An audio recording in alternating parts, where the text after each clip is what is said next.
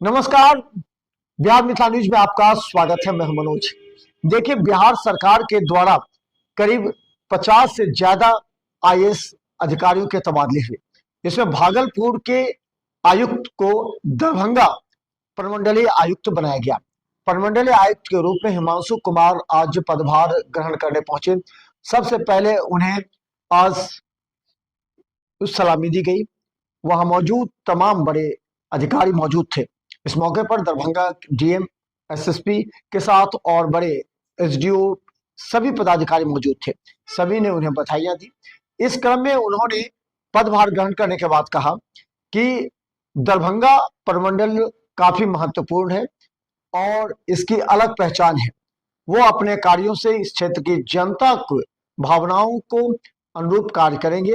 उन्हें सरकार की तमाम योजनाओं की जानकारी ही नहीं बल्कि लाभ भी कैसे पहुंचे उस पर रखेंगे।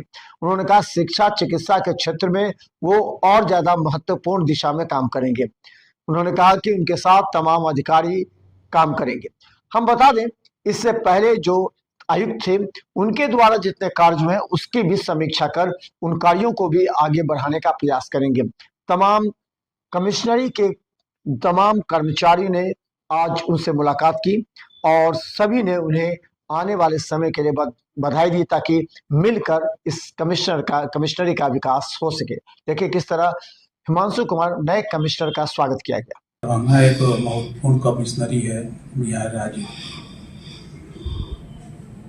सबसे सम्मानित क्षेत्र में आता है। बिहार की सरकार की जो नीतियां हैं, जो वादे हैं, आम आदमी तक पहुँचे और समयबद्ध ढंग से वो कार्य रूप में परिणित हों, इसके लिए भी मेरा प्रयास रहेगा। लॉ एंड ऑर्डर की व्यवस्था जो है यहाँ पे ठीक है, फिर भी हमेशा नज़र बनाए रखना है कि कहीं कोई दिक्कत ना हो, आम आदमी को कोई समस्या ना हो। स्वास्थ्य, शिक्षा, चिकित्सा, खेती बाड़ी और जो पशुपालन है